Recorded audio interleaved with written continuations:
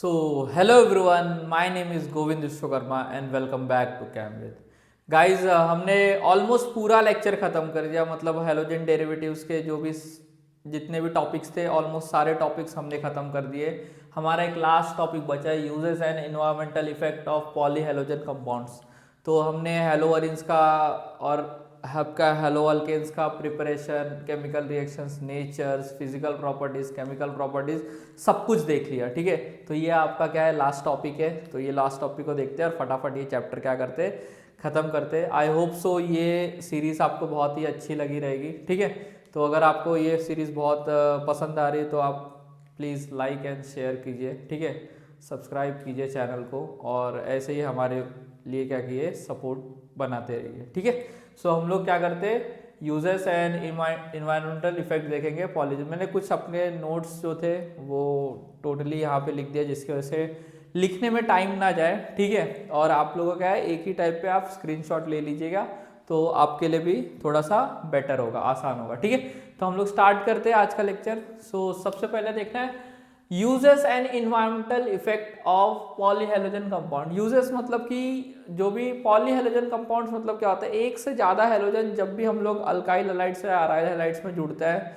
ठीक है, मतलब अल्काइल आपका कोई भी कंपाउंड में एक से ज़्यादा हेलोजन्स रहेंगे तो आपके उस वो क्या हो जाएंगे, पॉलीहेलोजन्स रहेंगे। ठीक है, तो हम लोग देखेंगे यहाँ पे देखना CH3Cl नहीं है, CH2Cl2 है। ठीक है, तो फर्स्ट हम लोग का देखेंगे पॉलीहेलोजन में CH2Cl2, इसका नाम है डाइक्लोरोमीथेन। ये क्या है, आपका IUPAC नेम है और इसको मिथिलीन, इसको क्या बोला जाता है, मिथिलीन डाइक्लोराइड भी बोला जाता है। क्या बोला जाता है, दो नाम से बुलाते हैं, मिथिलीन डाइक्लोराइड ये आपका कॉमन नेम है और आपका डाइक्लोरोमीथेन या आपका IUPAC नेम है। तो देखते हैं इसके वजह से क्या होता है, मिथिलीन डाइक्लोराइड या डाइक्लोरोमीथेन।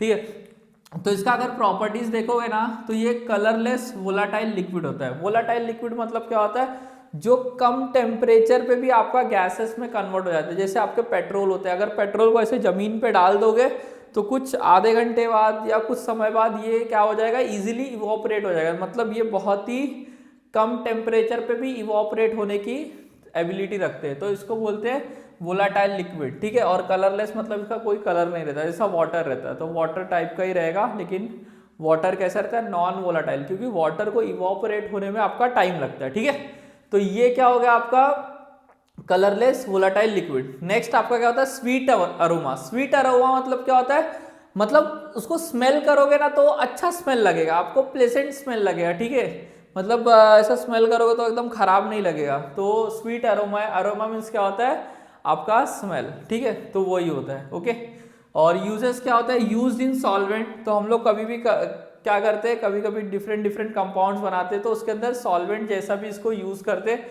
प्रोपेलेंट इन एरोसोल्स। प्रोपेलेंट इन एरोसोल्स का मतलब क्या होता है, लेट सपोज करते हैं आपका कोई स्प्रे बॉटल रहता है, देखो डिओड्रेंट्स और ये सब रहता है, तो उसके अंदर ना कुछ आपकी ना हाईली कंप्रेस गैसेस रहती है। और वही हाईली कंप्रेस गैसेस क्या करते हैं, जब भी हम लोग नोजल्स को ऐसा प्रेस करते हैं ना तो वो हाईली कंप्रेस गैस क्या करती है, जो भी अंदर मटेरियल्स रहेंगे उसको क्या करती है, बहुत तेजी से पुश करती है किसके तरफ, आपके जो नोजल की तरफ। ठीक है, और वो वहां से बाहर निकलते हैं। ठीक है, तो वो क्या होता है आपके प्रोपेलेंट इन एरोसोल्स। ठीक है, तो यूजेस देख लिया, प्रॉपर्टीज देख ली, इसके इफेक्ट्स देखते हैं। इफेक्ट्स मतलब डिजीनेस। डिजीनेस आपको पता है, थोड़ा सा सर भारी हो जाना, चक्कर जैसा आना। अगर इसके कांटेक्ट में ज़्यादा रहोगे तो हेडेक होगा आपको, फटीग होगा। हेडेक मतलब सर दुखना, फटीग मतलब थकान जैसा महसूस होना, और आपका ये नौजिया होता है। नौजिया मतलब क्या बोल सकते हो, आपका जैसा उल्टी जैसा आना। ठीक है, कैसा आना, उल्टी जैसा आना, पेट में ठीक ना लगना, जैसा फूड पॉइजनिंग के टाइम होता है ना, तो वो टाइप का हो जाना। फिर आपका नंबनेस हो गया। फिर डैमेज कॉर्निया। कॉर्निया मतलब क्या होता है, आँख में ऐसे एक पतला सा लेयर रहता है जिसका नाम है कॉर्निया। ठीक है, तो उसको डैमेज कर सकता है। वीकनेस मतलब थकान जैसा हो सकता है। ठीक है, तो ये सब आपका क्या होते हैं, इफेक्ट्स होते हैं। नेक्स्ट आपका देखते हैं CH3Cl3। इसको तो आप जानते रहोगे, इसका नाम है क्लोरोफॉर्म। इसको हम लोग मोस्ट कॉमनली क्या बोलते हैं, क्लोरोफॉर्म। लेकिन IUPAC इसका नाम क्या है, ट्राइक्लोरोमीथेन। ट्राइक्लोरोमीथेन नाम पता चल गया आपको। फर्स्ट क्या था, मिथिलीन डाइक्लोराइड था। सेकेंड आपका ट्राइक्लोरोमीथेन या क्लोरोफॉर्म भी बोला जाता है। इसकी प्रॉपर्टीज क्या है, ये भी कलरलेस लिक्विड होता है। क्लोरोफॉर्म आपने आपके केमिस्ट्री लैब में भी देखा रहेगा। ठीक है, तो आपने अपने केमिस्ट्री लैब में देखा रहेगा, तो कलरलेस लिक्विड रहता है, स्वीट स्मेल, अगर आपने ऐसा स्मेल किया रहेगा ना आपको अच्छा लगा रहेगा, तो ऐसा थोड़ा सा प्लेजेंट स्मेल इसका भी रहता है। आप लोग ने ये देखा रहेगा कि मतलब इसको पहले ना अनकॉन्शियस करने के लिए भी यूज किया जाता था, मतलब जब भी सर्जरीज और ये सब होती थी ना, तो जो पेशेंट्स होते थे उनको अनकॉन्शियस करने के लिए इसका यूज किया जाता है, लेकिन अभी नहीं करते बिकॉज इसके जो इफेक्ट्स है वो हार्मफुल है। तो यूजेस देखना है, यूज एज अ सॉल्वेंट भी यूज करते हैं, सॉल्वेंट जैसा यूज करते हैं, किसके लिए, to extraction of natural compounds like fats, resins, gums, ये सब को एक्सट्रैक्ट करने के लिए भी हम लोग क्या करते हैं, आपका क्लोरोफॉर्म का यूज करते हैं। Second, use in preparation of chlorofluorocarbon. Chlorofluorocarbon क्या होता है, आपके जो रेफ्रिजरेटर्स रहते हैं ये सब रहते हैं, वहां से क्या होता है CFCs निकलती है, क्लोरोफ्लोरोकार्बन, जो कि इन्वायरमेंट के लिए आपका हार्मफुल रहता है, ठीक है। तो एक उसमें से एग्जांपल है रेफ्रिजरेंट 22 जिसका नाम है क्लोरो डाइफ्लोरोमीथेन CHClF2, ठीक है। ये इसके लिए भी क्या होता है, प्रिपरेशन के लिए इसका यूज होता है, ठीक है। इफेक्ट्स क्या है, वही डिजीनेस, ठीक है, हेडेक, फटीग। अब अगर समझ लो लॉन्ग टाइम अगर आप रहोगे इसके कांटेक्ट में, लॉन्ग टर्म कांटेक्ट अगर क्लोरोफॉर्म के इससे रहेगा, लॉन्ग टर्म कांटेक्ट, तो आपका क्या होगा, डिप्रेशन इन सीएनएस मतलब क्या होता है, आपका सेंट्रल नर्व सिस्टम्स, उसके अंदर डिप्रेशन आ सकता है। अफेक्ट्स लीवर को क्या कर सकता है, आपका किडनी और ये सब जो रहती है उसको अफेक्ट कर सकता है, ठीक है। तो इनके कांटेक्ट में आपको ज्यादा नहीं रहना है, ओके। नेक्स्ट क्या होता है CCl4 को भी हम लोग एज अ सॉल्वेंट यूज किए थे, कहाँ पे यूज किए थे, यस, मार्कोनिकॉफ रूल में आपने CCl4 को एज अ सॉल्वेंट अल्कीन्स के केस में यूज किया था, ठीक है। CCl4 जिसको कार्बन टेट्राक्लोराइड भी बोला जाता है, ये इसका क्या है, कॉमन नेम है, और टेट्राक्लोरोमीथेन ये इसका क्या है, अपना IUPAC नेम है, टेट्राक्लोरोमीथेन और कार्बन टेट्राक्लोराइड, ठीक है। तो ये होता है प्रॉपर्टीज क्या है, ये भी आपका एक कलरलेस लिक्विड है, देखना सबको सब कलरलेस लिक्विड है क्या, और ये स्वीट स्मेल भी आता है, स्वीट एरोमा आप लिख सकते हो। तो यहाँ तो ये कॉमन था, इसीलिए मैंने क्या किया, कंपैरिजन बेसिस पे यहाँ पे लिख दिया, तो आप कंपेयर कर लोगे तो आपको इजीली बाय हार्ट रहेगा, ठीक है। तो नोट्स भी इसी तरीके से आप बनाने का, नोट्स ऐसे रहने चाहिए ना आपको कि तुरंत आपका रिवीजन हो जाए, ठीक है, रिवीजन तुरंत होना चाहिए। ऐसा नहीं कि अब उसको लेके बैठे हो 10 घंटा लगा रहे हो कि नोट्स ही नहीं बन रहे, नोट्स रिवीजन नहीं हो रहा है, कोई भी बच्चे लोग ऐसे नोट्स बनाते हैं कि रिवीजन ही नहीं कर पा रहे, ठीक है। तो ऐसा नहीं करना है। और इसका यूजेस क्या है, use as a solvent to extraction, वापस से वही यूज हो गया, solvent to extraction of natural compounds like fats, oils and resin. Source of Cl2, अब देखना ध्यान से, यहाँ से क्लोरीन गैस को भी हम लोग क्या करते हैं, बाहर निकाल सकते हैं, तो सोर्स ऑफ Cl2 भी है। क्लीनिंग एजेंट मतलब साफ सफाई करने और ये सब करने के लिए भी आपका क्लीनिंग एजेंट्स की तरह इसका CCl4 का यूज होता है। इफेक्ट क्या है, टॉक्सिक टू लीवर, ठीक है, लीवर के लिए ये बहुत ही ज्यादा क्या है, खतरनाक हो सकता है, डेंजरस है। अफेक्ट CNS को भी क्या कर सकता है, सेंट्रल नर्व सिस्टम को अफेक्ट कर सकता है। बेसिकली कुछ कॉमन ही है।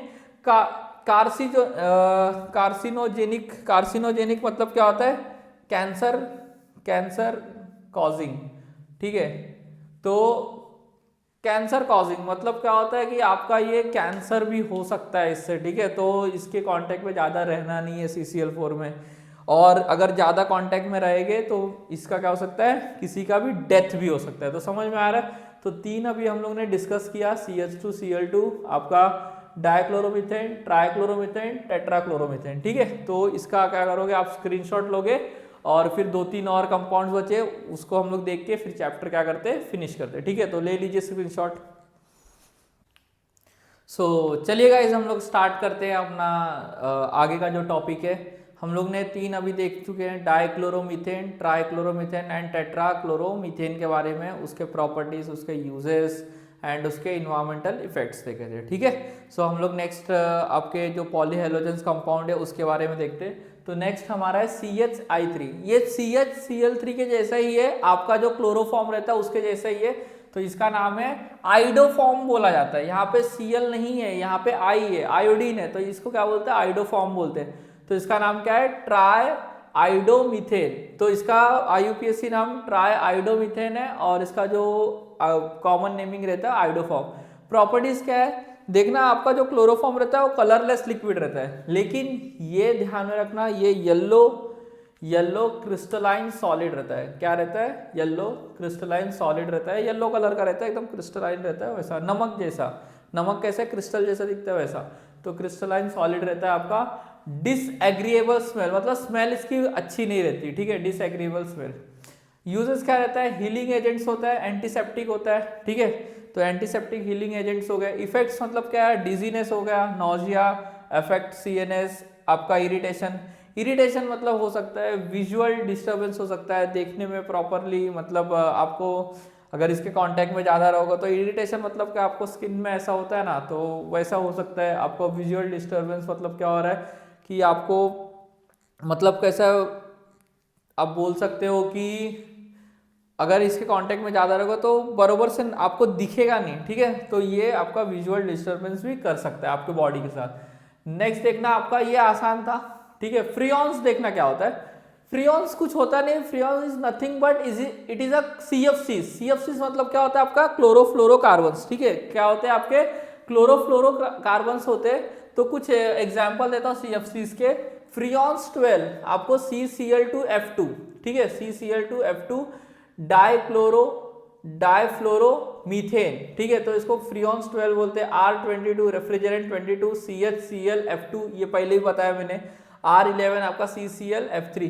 तो ये सब अगर एग्जाम में कभी दिख गया ना आपको, तो इन लोग पूछते हैं कि भाई ये क्या है, तो ये क्या है? आपके फ्रियॉन्स है। ये क्या है? आपके फ्रियॉन्स है। और ये सब किसके कैटेगरी के अंदर आते हैं? आपके क्लोरोफ्लोरोकार्बन CFC के कैटेगरी के अंदर आते हैं। यूजेस क्या है आपका? क्लोरोफ्लोरोकार्बन का यूजेस क्या होता है? रेफ्रिजरेंट जैसा यूज करते हैं इन लोग, ऐसा यूज करते हैं, रेफ्रिजरेंट जैसा यूज करते हैं इन रेफ्रिजरेटर जो आपके फ्रिजेस होते हैं वो सब, और एयर कंडीशनर जो आपके एसीज रहते हैं लगे हुए रहते हैं वो सब के अंदर, ठीक है। प्रोपेलेंट इन एरोसोल स्प्रेस, ठीक है, मतलब वो एज अ प्रोपेलेंट जैसा यूज करते हैं, जो कि आपके क्या होते हैं? स्प्रे बॉटल जैसे मैंने आपको बताया था, डिओड्रेंट्स और ये सब के अंदर कंप्रेस गैस रहती है वो बाहर निकलती है, तो वैसा उन लोगों को यूज करते हैं, एज अ सॉल्वेंट यूज करते हैं। Blowing agent in a packing material, ठीक है, पैकिंग मटेरियल्स के अंदर कैसा ब्लोइंग एजेंट मतलब ऐसा फूलता है ना उसके लिए, तो पैकिंग मटेरियल्स के लिए ब्लोइंग एजेंट जिसका यूज करते हैं। इफेक्ट्स इसके क्या क्या होते हैं आपके पता है? CFCs आपने थोड़ा बहुत पढ़ा रहेगा। तो ओजोन जो लेयर्स होते हैं उनके डिप्लेशन के लिए क्या होता है? ये सबसे बड़ा कॉजिंग कारण है, मतलब इसका कारण है। ब्रीदिंग प्रॉब्लम हो सकती है, हम लोग इसके कांटेक्ट में ज्यादा रहेंगे तो सांस लेने में प्रॉब्लम हो सकती है। देखो एसी का जो पीछे वाला रहता है वहां पे जाके खड़े हो जाओ तो देखो आपको ब्रीदिंग प्रॉब्लम्स आने लगेंगे, ठीक है, क्योंकि वहां पे ऑक्सीजन लेवल बहुत कम रहता है। ऑर्गन्स डैमेज हो सकता है ज्यादा कांटेक्ट में रहोगे तो। लॉस ऑफ कॉन्शियसनेस मतलब चक्कर आके आपको गिर जाओगे, ठीक है, तो ये भी हो सकता है। नेक्स्ट आपका DDT, this is the most important ना, ये आपका बहुत ज्यादा IMP है, ठीक है, मोस्ट इंपॉर्टेंट और एग्जाम में बहुत पूछता है। तो DDT क्या होता है? Dichloro diphenyl trichloroethane. अब देखना कैसे बनता है ये डाइक्लोरो मतलब इथेन है ना, तो इथेन में क्या होगा? 2 कार्बन यहाँ पे होगा, 2 कार्बन बना दिया, देखो जरा ये 2 कार्बन ऐसा इस तरीके से बना दिया, ठीक है। अब देखना क्या है? डाइक्लोरो डाइफिनाइल, तो एक ही क्लोरीन के ऊपर सॉरी एक ही कार्बन के ऊपर आपके दोनों फिनाइल ग्रुप है और उनके पैरा पोजीशन पे देखोगे आपका क्या है? क्लोरो, ठीक है। तो मैं यहाँ पे बनाने की कोशिश करता हूँ, कैसे बनेगा देखना जरा। मैंने क्या किया? पहले मीथेन बना दिया, ठीक है, मीथेन ऐसा बना दिया C और ये C, ठीक है, और सॉरी इथेन बना दिया और यहाँ पे 2 फिनाइल ग्रुप बनाया। ऐसा आप भी बनाओगे, 2 फिनाइल ग्रुप बना दिया, फिनाइल ग्रुप बन जाओ भाई। तो ये 2 फिनाइल ग्रुप बना दिया और यहाँ पे क्लोरीन लगा दिया, यहाँ पे क्लोरीन लगा दिया, ठीक है, यहाँ पे H और यहाँ पे 3 क्लोरीन यहाँ पे, ठीक है। तो यही DDT का स्ट्रक्चर है। तो DDT का स्ट्रक्चर आपको बनाना आ गया रहेगा। तो ये इस तरीके के कुछ स्ट्रक्चर्स होते हैं, 1-2 बार प्रैक्टिस कर लेना, एग्जाम में डायरेक्टली सेक्शन ए में आपको आएगा ड्रॉ द DDT स्ट्रक्चर, ठीक है। तो dichloro diphenyl trichloro ethane. Properties क्या है? Colourless, odourless, tasteless, crystalline solid होता है, ठीक है, कलरलेस होता है, ऑर्डरलेस होता है, टेस्टलेस होता है, मतलब आपका वाटर्स कैसे होते हैं वैसे होता है, ठीक है। यूजेस क्या होता है? इंसेक्टिसाइड्स मतलब क्या होता है? जो भी आपके कीड़े मकोड़े रहते हैं उसको मारने के लिए इसका यूज किया जाता है। इसका हाउस फ्लाइज हो गए, मच्छर विच्छर हो गए, ये सब इसको मारने के लिए क्या करते हैं? इसका यूज करते हैं DDT का। इफेक्ट क्या होता है? ये जो DDT रहता है ना वो नॉन बायोडिग्रेडेबल रहता है, मतलब इजीली नेचर में डिग्रेड नहीं होता है, तो ये जाके सॉइल के ऊपर डिपॉजिट हो जाता है, और सॉइल के ऊपर डिपॉजिट हो जाएगा ना तो सॉइल की जो प्रॉपर्टीज है उसको चेंज करने लगता है, उसके अंदर जो लिविंग थिंग्स है उनको इफेक्ट करने लगता है, ठीक है। सॉइल का जो वो जो भी मतलब उसके जो क्वालिटीज है उसको क्या करेगा, डिग्रेड करेगा। तो ये इसके बहुत ज़्यादा हार्मफुल इफेक्ट है। ये क्या करता है, इजीली फैट्स और ऑयल्स में क्या करता है, ये डिसॉल्व हो जाता है, और इसकी वजह से एनिमल्स और एक्वेटिक लाइफ को भी क्या करता है, हार्म करने की कोशिश करता है, ठीक है। सो यहाँ पे हमारा गाइस लेक्चर खत्म हो गया। सो आई होप सो आप लोगों ने ये लेक्चर बहुत अच्छे से सुना रहेगा, और हमारा इसी तरीके से ये चैप्टर क्या होता है, खत्म हो जाता है, ठीक है। तो आप लोगों ने बहुत ज़्यादा पेशेंस से सुना, और ये चैप्टर बहुत ज़्यादा लॉन्ग चैप्टर था ऑर्गेनिक का, और मैं यही कहना चाहूँगा आगे की भी हम लोग अल्कोहल फिनॉल करके चैप्टर स्टार्ट करने जा रहे हैं, ठीक है। देखते हैं कौन सा चैप्टर स्टार्ट करेंगे, but I hope so alcohol phenol करूँगा, बिकॉज ऑर्गेनिक में स्टूडेंट्स को क्या रहता है, थोड़ा सा डाउट रहता है। सो आपको नोट्स भी प्रोवाइड कर दिया, यही नोट्स ही है, ठीक है। तो आप लोग को नोट्स भी प्रोवाइड कर दिया, और आप लोग क्या करोगे, सिर्फ ठीक तरीके से आप लेक्चर्स देखिए, जहां समझ में नहीं आया उसको रिपीट करके एक दो बार देख लीजिए, ठीक है। एक दो बार रिपीट करके देख लीजिए, और तब भी समझ में नहीं आया तो क्या कीजिएगा, कमेंट सेक्शन में आप डाउट पूछ सकते हो, ठीक है। और ये लेक्चर्स को क्या कीजिएगा, शेयर कीजिएगा, और आपके सपोर्ट से हम लोग आगे बढ़ेंगे, ठीक है। सो आप क्या कीजिए, इसका स्क्रीनशॉट ले लीजिए, और मिलते हैं नेक्स्ट चैप्टर में। जय हिंद, ले लीजिए।